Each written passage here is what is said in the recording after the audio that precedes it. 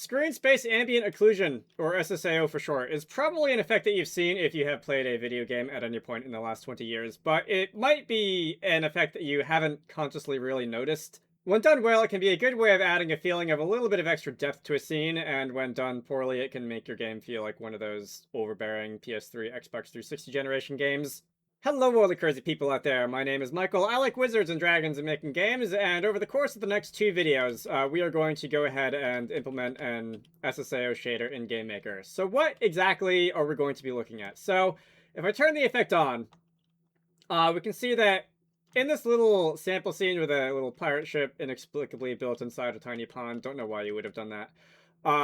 If you look at various places around the scene, but probably most prominently around the stairs here, we can see that with the effect on, we've got a little bit of, it's not really a shadow, but, well, I guess it's sort of like a shadow. We've got a bit of a darkening effect happening around places where geometry intersect, like the stairs going up to the top of the ship over here. You can see it in all kinds of other places around the scene, the bases of trees, various corners, in and around the pirate ship. And what the effect is trying to simulate is the fact that, like, inside the corner, like deep inside a corner, there are going to be fewer photons of light bouncing around and illuminating the scene than there would be on, for example, like a flat surface like this. SSAO is a type of global illumination just being really any type of lighting that doesn't come directly from a light source. And the goal here is just to make corners and crevices a little bit darker than part of the scene that's like flatly lit and exposed to bright sunshine and that kind of thing. It's not really a effect that you will really notice in real life unless you're looking really closely for it. And if you dial the effect all the way up, it does kind of look just like a little bit ridiculous. Like I said at the beginning of the video, this is one of the effects that people kind of sort of made fun of a lot when this sort of thing first became possible to do in real time during the PS3 and Xbox 360 generation. Maybe not quite to the effect of like bloom or overbearing motion blur, but it was kind of everywhere for a while in games just because like we can. And I think the effect is definitely useful in a lot of places, but it's also really something that you should do in moderation if you don't want your whole scene to look like completely ridiculous. Anyway, the nice thing about SSAO is that there's a bunch of parameters that you can fiddle with to like improve the quality or change the look and feel of how it comes out. And we're going to be getting to all that over the course of the next two videos. Oh, and also, because the screen space in Screen Space Ambient Occlusion is like part of the name, the screen space part of the name refers to the fact that this effect is just computed in screen space. Hey. So it's only going to make use of information that has already been rendered to the scene. The effect is not going to have any knowledge about anything that is like existing around the back of an object or anything that exists like off the top, bottom, left, or right of the screen. In this case, that's probably mostly okay, but it can create some awkward situations in some places. For example, you can't really see it here with the effect turned down, but if I turn it up, we can see some weird haloing effects around the edges of geometry that are like overlapping but not forming a corner, which is kind of not what the effect is about. And because this is done in screen space, as far as like the shader can tell with the information that it has, something like this might as well be a corner. And so it's going to act as if it's going to give this a shadowy halo as if this is a corner. The same thing can be seen in a bunch of other places, like around the edge of the step over here. We've got a bit of a shadowy halo, which, I don't know, maybe you like that. I think most people probably would rather not have that, so in order to mitigate those effects, definitely tune your SSAO settings carefully. Anyway, so how are we going to do this? So we're going to need a bunch of different things to get started here. Pretty much all of it I've made videos on in the past in regards to GameMaker. So we are going to need to start with a couple different pieces of the geometry buffer. This is an effect which you can do in a forward renderer as long as you render out the appropriate extra render targets that you'll need to do this effect as like post-processing. But if you have a deferred renderer ready to go, you probably already have this set up and you don't have to do anything to implement it. So this is probably an effect that, like, if you're going to do it, and if you're going to do other like advanced post-processing effects like this, you might as well just use a deferred renderer for your scene, because the SSAO shader is just going to slot nicely into that post-processing stack. So we're going to specifically need, in addition to just the regular scene information, the diffuse color or the color plus lighting in this case, we're going to need a normal texture. So rendering the view space normals of everything in the scene to a texture, and we're also going to need the depth texture. So we can get that for free from the depth buffer um, from the main render target. We don't have to do anything for that, thank God. GameMaker gave us access to that a couple of years ago, and that just saves so much time when you do something like this, because it's now becomes something you don't have to do on your own. We are going to need, with the depth buffer, we're going to need to be able to reconstruct view space position from the depth buffer. I've made videos on that in the past. That is something that definitely comes up a lot in deferred renderers. You also can just render the view space positions of every fragment in the scene to a texture, but that is a lot of extra work and a fair amount of extra computational resources. Hey. So I won't be doing that here. So we're going to render the effect itself to a surface. That in and of itself isn't very exciting, but we're also going to be blurring the SSAO effect after we've rendered it to a surface, and that's going to allow us to denoise the final image a little bit in ways that we'll see without having to drastically like increase the number of sampled pixels that you would otherwise have to do, which will increase the cost of the effect. And we'll talk about that later. You can use any number of different blurring techniques to do this. You could use like a 2-pass Gaussian blur, which is probably the most popular one. I'm just going to do like a disk blur, a radial blur, because I can like set that up without needing to introduce yet another post-processing stack shader into the mix. It's going to make the video a little bit faster to produce. But if you think a 2-pass Gaussian blur looks better, you can just do that. What else are we going to need? So I'm going to talk a little bit about like normal vectors and tangent space vectors and binormal vectors and that kind of thing. I talked a little bit about this in the past when I talked about orienting a normal map in space using a normal tangent bitangent matrix. That's not going to be like the most important part of this, and I probably will just like gloss over 5 or 6 lines of mathematics on the way in the middle of the SSAO shader. If you know how orienting surfaces in 3D space using TB and matrices work, then that'll make it a little bit easier to understand what's going on. But for the sake of time, I might just like gloss over parts of that. As long as you like what the final output of that calculation is going to be and what it's going to be used for, you can probably get away with not having to worry about every single line of mathematics in the calculation itself. Is there anything else that we'll want to know before getting started? I'm looking over my sample project, and I think I've covered everything. All the important parts anyway. So this is definitely not an entry-level 3D effect, but it's also surprisingly not that hard. I actually had a lot of fun doing this when I was setting up the sample project. So, how exactly is this effect going to work? So what makes SSAO work?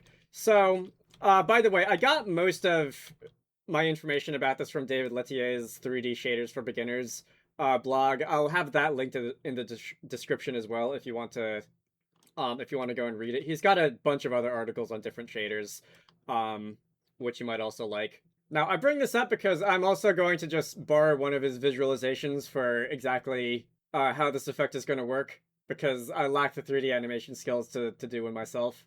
So we're just going to add David Lettier to the already very long list of people who I owe lunch if I ever meet him in person. Anyway, so we're going to look at every pixel in the scene, every fragment that we are rendering in the scene. And you can imagine like drawing a like half of a tennis ball or a hemisphere around that pixel in view space in the direction that the normal is pointing.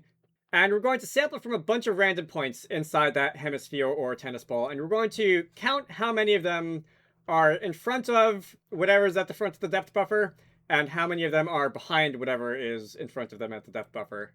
And the more random samples, the more points that are randomly sampled from that tennis ball are behind something else in the depth buffer, the darker the AO is going to be. So for flat surfaces like this, our tennis ball is just going to be pressed neatly against the surface, and all of the random points that you sample from it are going to be in front of whatever's in the depth buffer. If you have instead a corner like this, can I move the camera closer without going through? If you have a corner like this, then you can imagine that for a point that's where my mouse cursor is, maybe half or 3/4 of that tennis ball are going to be behind one of the neighboring pixels in the depth buffer, and because of that, you're going to end up with a lot more AO than something like a flat surface would. And then because we are sampling from random points, then the image is going to be kind of noisy, so you're going to have a lot of just like pixelation effects. And to denoise the image a little bit, we're just going to pass a simple blur over it. If I go and turn the blur all the way down, if I basically disable the blur, you can actually see what this looks like if I zoom in. All right, maybe not if I move the camera around because I can't get close enough to it, but if I zoom in editing, you can see that the image looks a little bit noisy. If I increase the SSAO radius, we can see that the image definitely looks a little bit noisy. And this also, the sample count, the number of samples that we take is also going to factor into that. So if I don't take many samples at all, and if I don't blur the image, and if I have a really large radius, we could see something that looks a lot like, honestly, like, it's almost like a dither pattern, but not quite. Whereas if I increase the sample count, we can see that that dither pattern goes away. It smooths out a little bit, but now we are taking 128 random samples. And by lowering the sample count and increasing the using a blur, we can make the effect quite a bit more efficient. Again, there are quite a few parameters in the SSAO effect that you can tune to make it work better or to make it look better. So, in this video, I'm probably just going to set stuff up because this is going to take a while. There's a lot to it. And in the next video, I'm actually going to write code to implement the SSAO effect itself. So, let me start by, I'm going to comment in this line of code that disables the application surface because I'm going to be going through my own stack of surfaces to make this happen, and I don't really need the application surface. I have, by the way, set width, height, near far clipping planes, and the field of view and aspect ratio to just macros in the create event here, and we'll just reference those. Oh, and also, and some of you might find this entertaining, but probably the biggest hurdle in GameMaker to making 3D games in general is like a lack of a 3D room editor.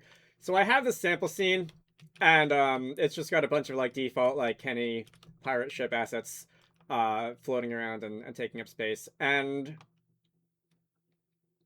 the way that I did this, and this is absolutely terrible, but it works, and some of you might find it entertaining, is that I took the basically the 3D model for the ground, which has like the pond in the middle, and I rendered that as like an overhead wireframe, and like the grid lines on this make it a little hard to see, but I rendered the shape of that ground model to an overhead wireframe, and I just used that as like a blueprint in the room editor to spawn in, and like clicked around a bunch and spawned in a bunch of these spawner objects, and it's totally stupid. And it would totally be a nightmare to actually build a level like this, but it works. And each of those spawner objects spawns like a rock or a tree or something like that, and then the pirate ship is just hard-coded to draw at in the middle. Alright, so that's your little bit of cursed knowledge for today. So I'm gonna go and uncomment that, and let's get started setting up our SSAO render targets. So the first one we're gonna need is gonna be, I'm gonna call it SSAO surf main. This can be surface create width and height. I'm gonna also have SSAO surf normal. We're going to render our view space normals to this. Our depth, I mentioned needing depth, but that is just going to come from the depth buffer of the SSAO surf main. Love having access to the depth buffer. And there's going to be two more that I'm going to use to compute the effect itself, but we probably won't talk about in this video. SSAO surf. I'm just going to call it that, SSAO surf. This is going to be what we actually run the SSAO shader on and render the results to. Surface create with height. And SSAO surf blur is what we are going to target when we run the blur shader. So we're going to have 4 surfaces here. That might seem a lot, but that is par for the course when you do post-processing effects like this, or indeed deferred renderers. Let me see. I'm going to set up a couple more variables. I guess I don't need this, but because I do like to be able to toggle on and off SSAO enabled, initialize that to true. We'll just be able to flip that off if we want to see before and after. SSAO sample count. I'm going to initialize this to, let's initialize that to 50. SSAO radius, initialize that to 1. SSAO bias, initialize that to 0.01. SSAO blur size, that's going to be the radius of our blur. My test scene used 4, I'll go with that. SSAO blur sample count, I'll go with 16.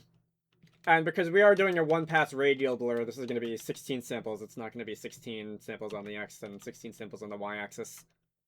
So, actually feeding these values into the shader, I'm going to get to in a minute. But let me go and head into the draw event. And in the draw event, I'm going to validate each of these surfaces. So I'm just going to make sure that they exist. Some people like to, if not surface exists, SSAO surf main. Some people like to do this every time they access a surface in any event.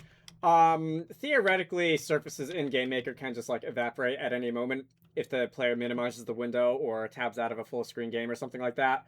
But in reality, it'll really only happen at the beginning of the draw event. And I'm just going to go and check that each of these 4 surfaces exists in the beginning of the draw event here. You can also use something like the draw begin or the pre-draw event for something like this. Doesn't really matter, but now that we've gone and made sure that all those exist, we can actually set them. So let me go and surface set target. The surface in question can be SSAO surf main. I'm also going to want to set a second render target, so surface set target extended. Index can be 1, so the main target index is going to be 0. The ID is going to be SSAO surf normal, and that is going to allow us to use our multiple render targets in the main draw all the 3D stuff texture shader. When we're done with all this, we can say, and I'm trying to get in the habit of indenting code that goes between like surface sets and shader sets and that kind of thing, just to make it easier to read. When we're done, we can say surface reset target, and after we set the target, we are clearing the screen to C_black, so that's going to also clear the depth buffer. We don't have to worry about that. Alright, so if I run the game now, we're not going to see anything because we're rendering to a surface that never ends up on the screen. So next I'm going to go into the post-draw event. And the post-draw event is usually where you want to do post-processing effects like this. I can say draw surface SSAO surf main at 0, 0. That's just going to draw it in the corner because the post-draw event happens in like window coordinates. If I run the game now, we should see basically what we saw before. All right. We've got the scene. It's lit. No fancy SSAO effects yet.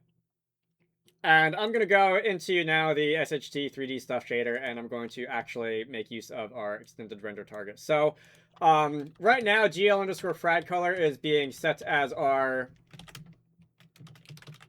only output, but in the ancient version of GLS-LES the GameMaker uses, if you want to be able to make use of multiple render targets, you need GL_frag data. Index 0 is going to be the regular diffuse color output. GL_frag data index 1 is going to be the target that our normals are rendered onto. So this is something that we should know how to do if we're watching this video.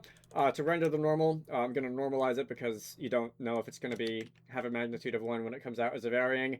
And I'm going to change it from a magnitude of, from a range of -1 to +1 by multiplying by 1/2 and adding 1/2. So now it has a range of 0 to +1. And the alpha for this output is going to be 1 so that there's no weird blending effects. And now we have now rendered our normals in view space. This is in view space, so our lighting is happening in view space here. I'm also going to do just a little bit of a debugging and draw surface stretched. I guess I'll draw them all. SSAO surf main at 0, 0. Width can be 360 or 320. Height is 180. I think this is going to be like a little more than a quarter resolution. I'll also draw the normal at 320, 0 on the screen, same size. SSAO surf, like the SSAO itself is going to be 640, 0, and SSAO surf blur is going to be 960, 0. And these last two won't look like anything yet. We're not using them, but the first two should look like something. So we have the scene itself without any fancy effects, and we have the view space normals. If you look around, you can see the colors changing on the surfaces as you move the camera around. All right, so I'm not drawing depth. I guess I'll do that now. GameMaker is a little bit annoying about this because we can't just like draw a surface but draw its depth texture, although I guess you can use a shader. I think what I'll do instead is... Give me a minute. Let me just draw like a couple primitive vertices, primitive textured vertices using the depth buffer as a texture.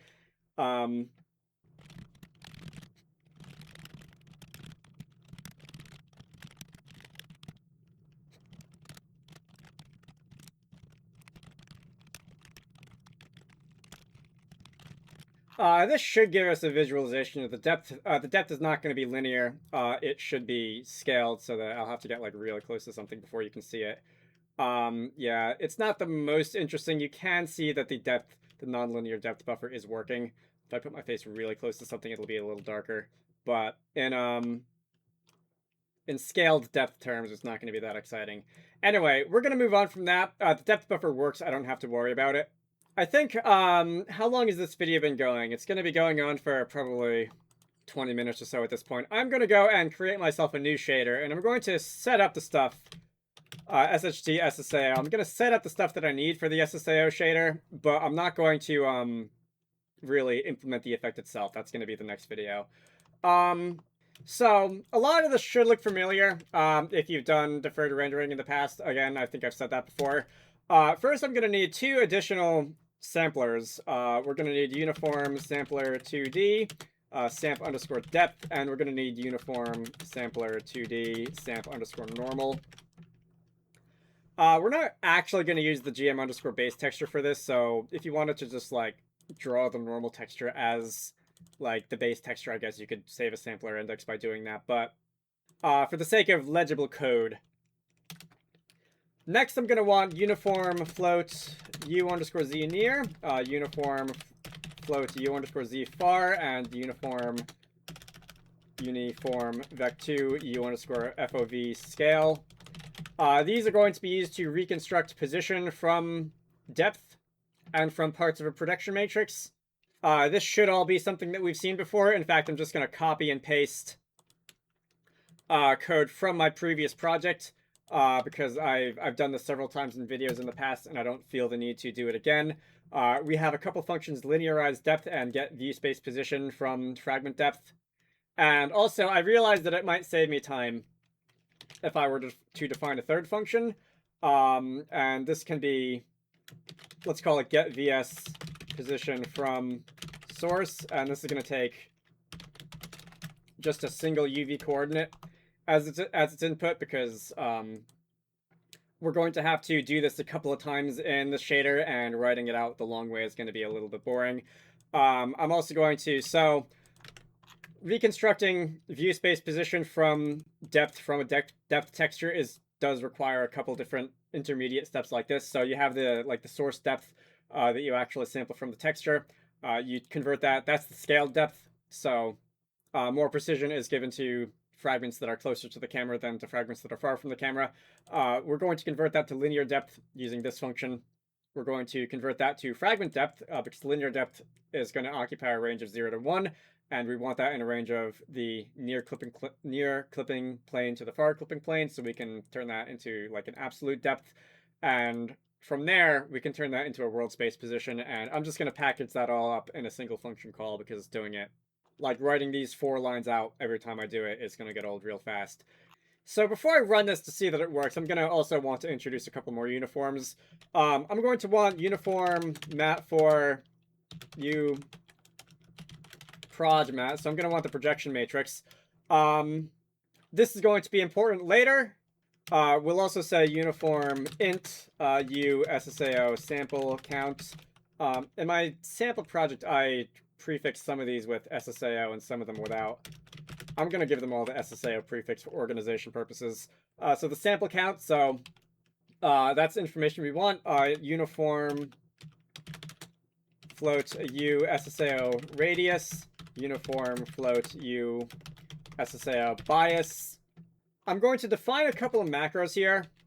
One of them is going to be define max SSAO sample count, and I'm gonna set this to 128, which is definitely gonna be overkill, but I want a high range so that we can have a look at different sample counts. Define max SSAO noise count.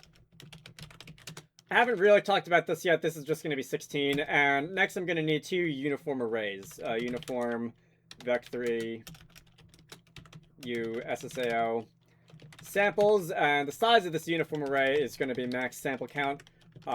You need these array sizes to be, uniform array sizes to be defined at compile time in shaders. So you can't just like set this array size to the size of this uniform sample count. It has to be known at compile time. And the same thing for an array of noise vector 3s. Haven't talked about that yet. We'll get there. Next, let me go and just see that this is working by getting something on the screen. And the thing that I'm going to put on the screen is going to be, say, vec3 view position equals get vs position, and the UVs that are going to go into this are going to be the position on the screen, and that's going to be v_v text chord for me because vertex or texture UVs passed in when you draw the surface are going to range from 0 to 1, and it's going to fill the screen. And if we want to see that this is working, we can, for example, gl_frag color equals vec4 view position on the XYZ, 1 on the alpha. Alright, so I can't draw this yet because I'm not actually setting most of these uniforms that I need. So let me go and start by going into the post-draw event over here, where this is being done. It's not there apparently. Where is it? Here. Let me go and set the SSAO shader. Shader, set that. And I'm also going to want a surface set target. SSAO surf. This is just going to be the main SSAO surface, the one that we're going to be actually rendering this onto. Shader, surface reset target, and shader reset. Let's indent this, and then let's draw the SSAO surface so that we can actually see it. So this is now not really going to look like anything. You didn't like that. I need get vs position from source. Yeah. All right. Great. Having 2 functions with similar names, fun. So this is not going to look like anything yet because I haven't set up the uniforms. Let's go and set up the uniforms real fast, and let me just put this in the same code window here.